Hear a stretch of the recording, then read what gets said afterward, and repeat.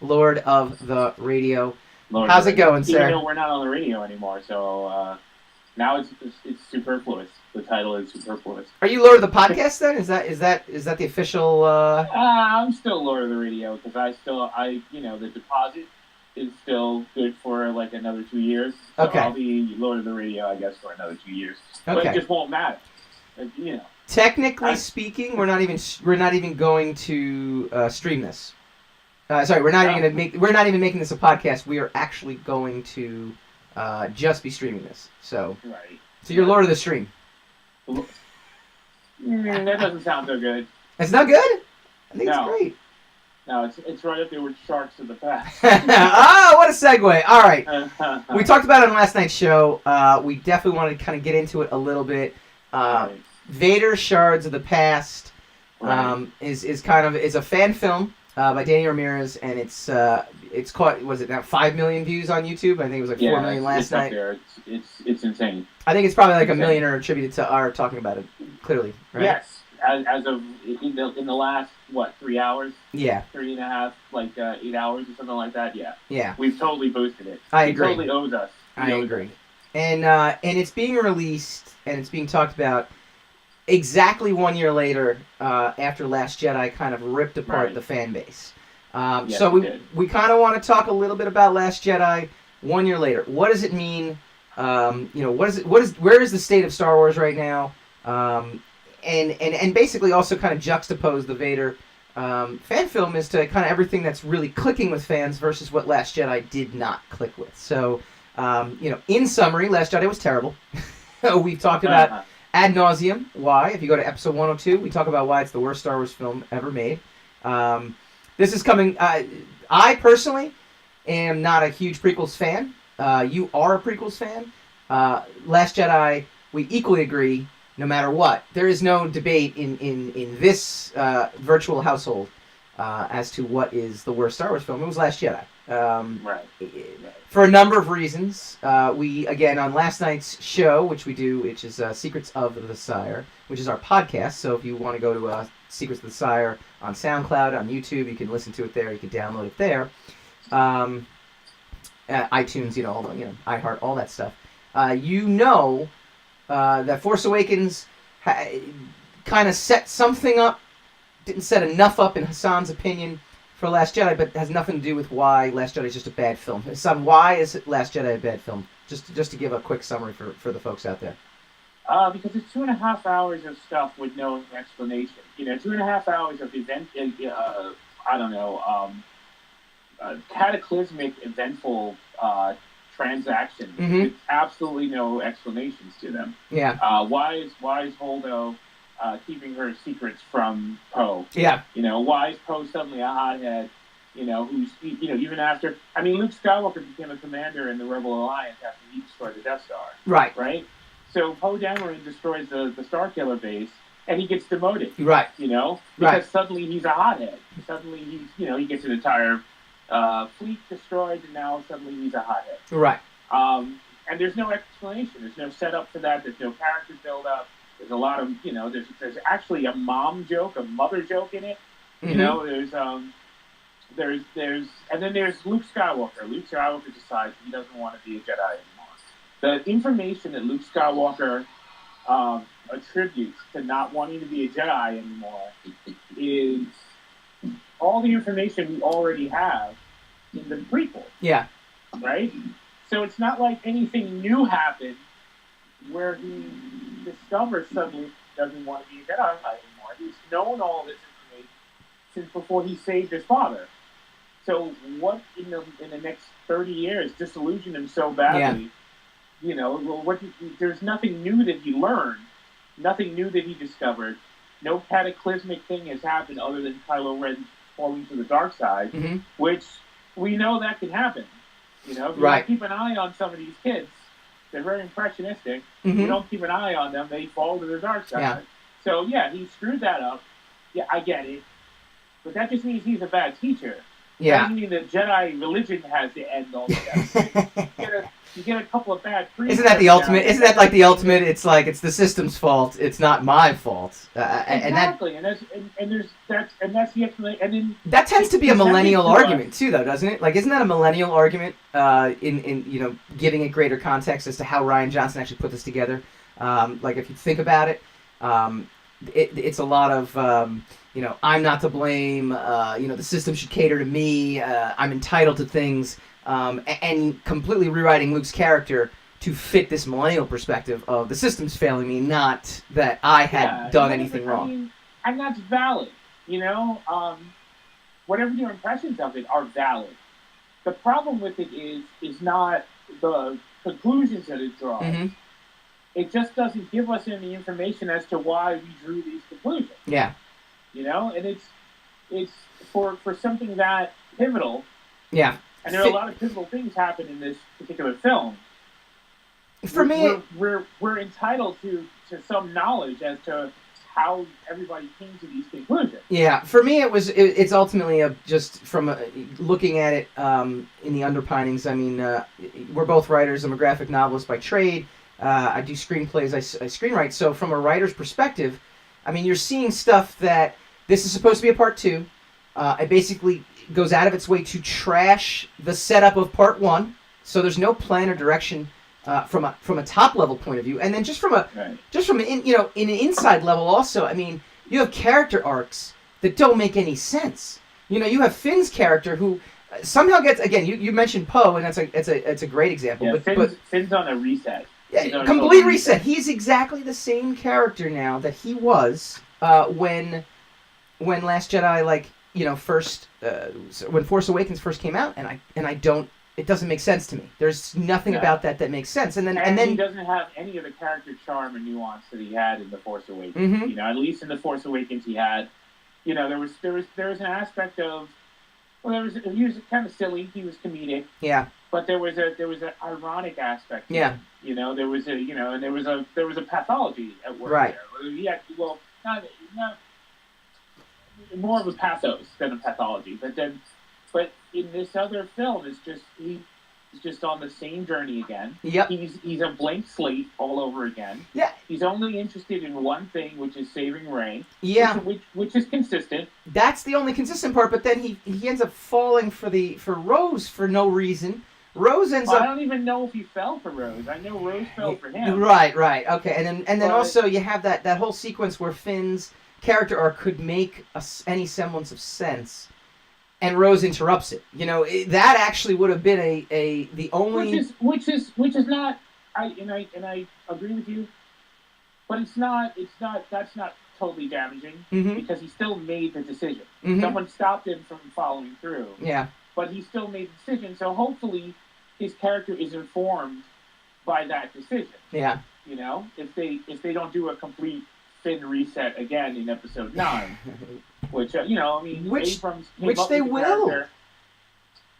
Well, we'll see. I mean, it was Abrams' brainchild. Mm-hmm. These 3 characters in the first place, him and Kazdan. Mm-hmm. So maybe once he's back at the helm, he'll take these people to the to a proper conclusion, or at least he'll add the charm back in it. I mean, that's the other problem with Ryan's film is. It was completely charmless. Yeah. There was nothing charming about it. He replaced charm and kind of nuance and dynamicity, excuse me, and like the kind of swashbuckling air that some of the other episodes had, and he replaced it with a really bad bathos, just forced humor, and wooden characters, and that would. The reason I call them wooden isn't Prequels wooden, where it's just bad. It's like you're just getting bad acting out of people. It's wooden because there's no logic, there's no pathology, there's no logic to or through line to anybody's actions, to anybody's behavior. And it's the same thing as my criticism of Battlestar Galactica. It's a whole bunch of we need some drama here. You know, so we'll just have a whole bunch of characters not get along. Yeah. And we'll just, no matter what happens, no matter what anybody says, no matter what reasoning anyone has, no conclusions that anyone comes to, there's just going to be a room full of people completely going to disagree, Yeah. and it's going to lead to an argument, and then maybe a brawl, and then maybe someone gets accidentally killed, and we'll have drama, Sure. and then people will call us the greatest show on television. Yeah, I mean, there's science in Last Jedi too that just doesn't seem to make sense for no reason, and they just it's just very sloppy. And yet, the executives at Disney, at Disney, praise the job Ryan did, and up until the point where now it doesn't seem, the ramifications, and I guess that's we could go into why Last Jedi is horrible, which we have, and Right. we can continue to, but the real aspect to this is the fact that there have been ramifications. Solo bombed. Now, why? I mean, by Star Wars standards, Solo bombed. Right. Why Right. did the fan backlash from Last Jedi equal that? Was it the fact that there was a really crammed month of May? Right. For movies to come out, because overall Solo was actually kind of an enjoyable film. I think a lot of people actually feel that way. I'm actually a fan of that film. Yeah, and I think Alden Ehrenreich did a nice job. Isn't it? No, what's his name? No, you had it right. It was Alden. Yeah. Yeah. I thought he did a really nice job. Even though Donald he Glover did a was nice cool. job, he did the same kind of job that Chris Pine did with Captain Kirk, where he didn't try to be Shatner. Yes. And so Alden Ehrenreich didn't try to be Harrison Ford. Yeah. And he did the best he could with his hair. Yeah. And some nuances of the 70s, some aspects Sure. of the 70s style. Mm-hmm. And he did, maybe he kind of had a swagger, but he had the benefit of being young, so he's just learning the style that he's already apparently mastered by the time he becomes Harrison Ford. Right. So I mean, there's that to it. So I mean, it worked by virtue of that. Right. By virtue of him being young. Mm-hmm. But it was also like we had a filmmaker who knows how to make films. Mm-hmm. Right? He knows characters. He knows characters are important. He knows through lines are important. He knows Right. logic is important. And he's not going to fake his way. He's not going to textbook his way Mm-hmm. through a story. Mm-hmm. Like Ryan Johnson has a textbook. He goes, everybody's expecting me to do this. I'm going to do this. Right. And that's going to make it good by virtue of I didn't give you what you thought you were expecting. Right.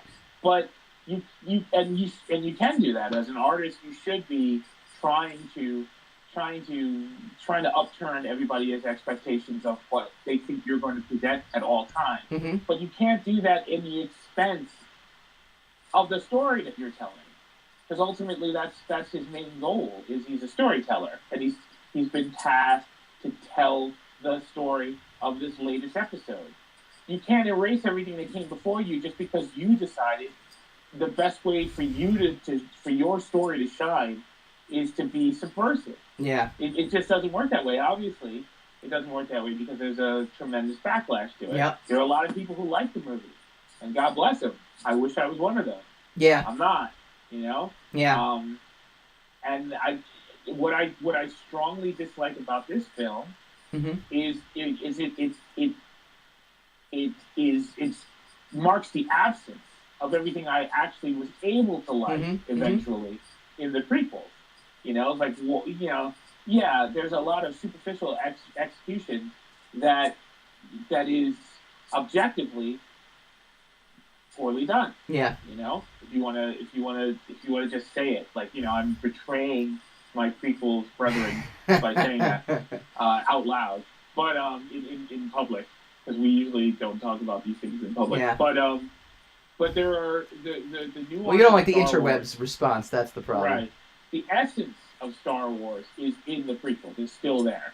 The essence of that storyteller, rapid kind of storytelling that has nuance to it, that is actually very intricate in its elementary kind of way it is done, and that is just missing in The Last Jedi. There's a little of it in The Force Awakens. Yeah. The problem is it's missing enough in The Force Awakens where Ryan Johnson, if he's at all a good storyteller, you have to give him the benefit of the doubt because he's made other movies. Even though I didn't like Looper. I didn't like I don't like his stuff. I think he betrays the rules that he sets up. Sure. I just think he's a bad storyteller.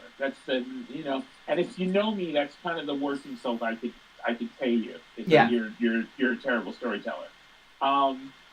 There's enough of it missing in The Force Awakens that if Rian Johnson even was a good storyteller, he would not have picked up on it to be able to continue it with The Last Jedi. So as we're talking, I'm actually, we're showing pictures of Solo in the background because we had talked about Solo.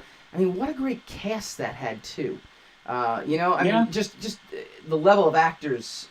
Donald Glover, Emilia Clarke. I mean, Woody Harrelson is an Oscar nominee as well too. And I feel like, Last Jedi also is suffer. Adam Driver I think is the best part of the movie, amazingly enough.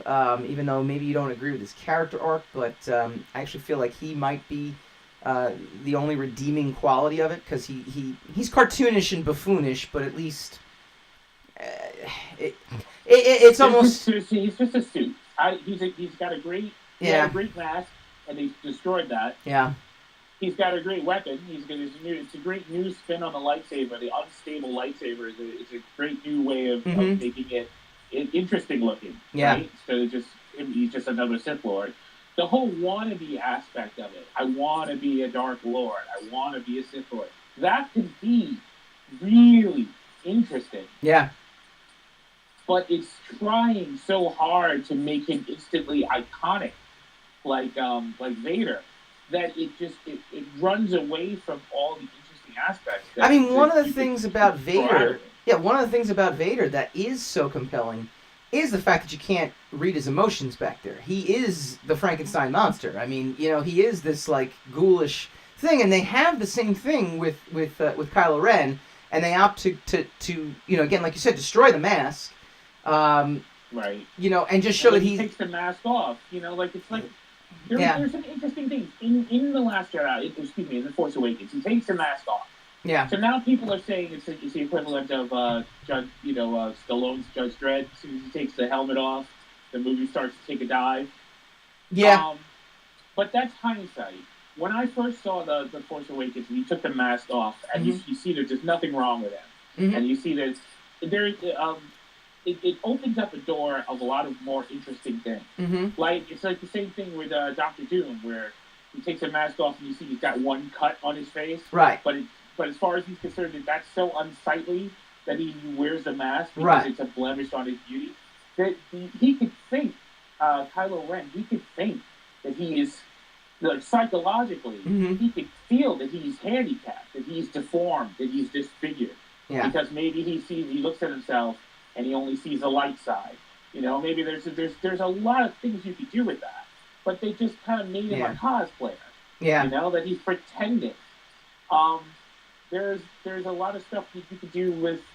Well, I said that just to say that I don't necessarily agree that the minute he takes off the mask, it's ruined. No, I don't think so. There was something you could do with it. I think there was something they could have done with the First Order and the Resistance. Yeah. If they had been brave and just made the Resistance the Republic, and the First Order in this new trilogy are now the Rebels, right? And it's just they're basically a terrorist organization, and the Republic has established dominance over the galaxy, but it's a bureaucratic nightmare that so they're ill-equipped to stop the First Order from doing terrible things to the Outer Rim systems or whatever you want. Yeah. And you have that aspect of it. That could be really interesting. Yeah. The same thing with Rey. Like the Jedi could be bureaucratic. The Jedi could be useless. Rey maybe is a rebel in her own right, where she wants to adapt the old ways of the Jedi. She wants to learn the true ways of the Jedi so that she could combat the First Order that she sees is on the rise, on the ascension. Right? And so now she has to cut through bureaucratic red tape, and she's got to get past her superiors, and everybody who wants to just do her job and to be another cog in the system. And she goes to seek out Luke Skywalker so she can learn the true essence of what it is to be a Jedi, something like that. There's so many things you could with the tools you already have. what's already on the table. Right. There's so many ways you could go with it that's actually Well, it looks, interesting. like we said, though, it looks like Rian Johnson basically said, I'm going to do what I want. I'm going to send messages to the fans through this story rather than actually have a story. And that's the kind of stuff that I think gets people upset. This is a true, and go with me on this because it's not what you think I'm going to say. No, this is a I true disagree. Trumpian kind of movie. And by what I mean by that, it is purposely divisive. It is purposely there to piss people off. And I think that's Rian Johnson's motivations. I think that's his form of art.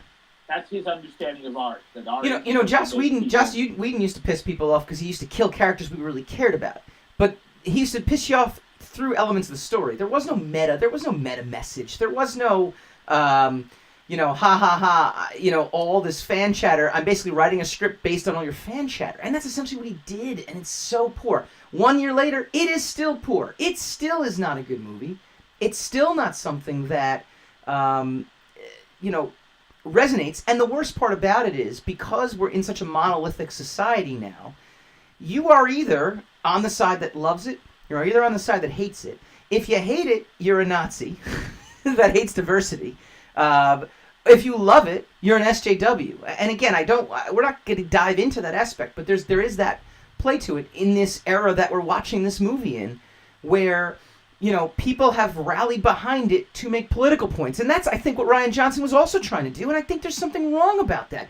Tell me a story. I don't need this. I don't need you to tell me what's wrong in your eyes with what the world is. Yeah. I don't need you to take beloved canon and spit it back in people's faces and say, we're elevating ourselves. We're moving on. We're doing this.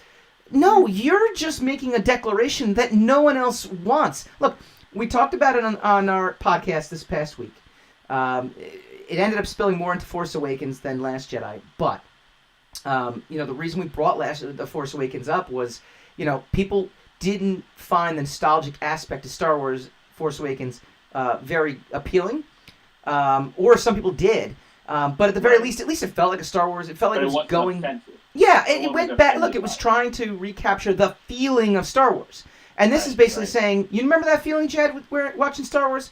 We are going to piss all over that, purposely, to piss you off. It's nothing different. It's nothing more egregious than what, and I don't consider it egregious, but I'm just saying in essence of what it was. It's nothing more egregious than Bryan Singer's Superman Returns, especially the Superman Returns teaser that has the John Williams music in it, and has Marlon Brando's. I mean, if you haven't seen it, just look it up after the show, of course. Just look that up. Listen to Marlon Brando's voice. Listen to John Williams' 1978, I think, 1978, 1979 soundtrack, and you get nostalgic for the Christopher Reeve Superman. Even though Christopher Reeves is not part of this, it is a sequel to the Christopher Reeve story. But Bryan Singer totally reached into your childhood. Oh boy. He totally reached into your heart. He tried to tug your heartstrings on that. Yeah. Let's just say that. Yeah. And so the Force Awakens, even though I would have rather they not do it, you can understand why they did it. And to an extent, to a strong extent, they succeeded. People came out of the movie saying, wow, I felt like I was a kid again. I felt like I was watching Star Wars all over again. The problem is, you can't do nostalgia for another. Yeah, no, I know what you're saying. I mean, nostalgia for nostalgia's sake is a tough one, and I think in general that's that's an issue that a lot of filmmakers are running into now. People already upset that they were at. Yeah. Well, in The Last Jedi, they were like, oh, it's going to be Empire Strikes Back all over it. Right. And so, I mean, the goodwill for nostalgia was already running out. By the time we got teaser trailers for The Last Jedi. So I understand why Rian Johnson decided, I'm not going to do that. Or he tried not to. I mean, he basically still did do a carbon copy of both Empire Strikes Back and Return of the Jedi kind of mixed together. If Empire Strikes Back and Return of the Jedi had a baby, it would be The Last Jedi. You know what's funny too? The Last Jedi, I always said actually was a horrible part 2. It would have been a great part 3, because we would have gotten the culminations of all of these storylines that were apparently we apparently missed. We apparently missed all these storylines that you talked about. You know, where Luke Skywalker's been coming from, and what's, you know, why is he all of a sudden rallying against the system? Why Yoda all of a sudden thinks the Jedi book is not sacred and stupid, even though that goes against his character. But I guess in the afterlife, he's like, well, fuck it, I'm dead. Bing. So, you know, there is all these... I can summon lightning for some reason, even though I'm dead. It's another Jedi power. So why did he just kill Snoke with a lightning bolt? You know what I'm saying? I mean, like, come on, man. I know. Come on, man. I know. Yeah, we're looking right at you. So in summary, 1 year later, still the worst Star Wars film ever. Yeah. The most dangerous Star Wars film ever. And not really in a good way. I'm all for bringing in... It was weaponized. I'm all for bringing in new viewers. I'm all for bringing in diverse viewers. I'm all for bringing in female viewers. But at the expense of the canon, at the expense of what's come before, at the expense of the existing fan base. I think, you know, it's pretty evident that Rian Johnson's giving his middle finger to the fan base, who apparently, I guess, made fun of him in school or something like that, because, I don't know, you know, maybe he was the geek that got picked on. Star Wars fan. Maybe he was the geek that got picked on by other geeks, you know? He was the guy who liked Star Trek, and so they beat the crap out of him when he was a kid. Yeah. He thought that Space 1999 was going to be the franchise to take off. Yeah. And he was dead wrong. Yeah. He backed the wrong horse, so now he's here to tank Star Wars stock. Yeah. That's exactly what his point is. We figured it out. That was us. That's it. It's all done. Yeah. All right, this has been a special edition of Secrets of the Sire. Again, tune in every Wednesday night, 8 p.m. Eastern. Right now it's on talkradio.nyc, but it's always streaming live on youtube.com/Secrets of the Sire. It's also on facebook.com/Secrets of the Sire. Go support us, patreon.com/Secrets of the Sire. You get the tone here. Subscribe to our YouTube channel. We're going to be doing a Vader Shards of the Past episode 2 speculation. We'll be doing a couple of things, and then in addition to the live podcast that we do and stream live, I also do a couple of music spotlights as well too, with some famous musicians like Chris Cornell, rest in peace, Ed Kowalczyk, Brandon Boyd from Incubus. I've got Macy Gray coming up pretty soon, which is pretty exciting. Some country artists.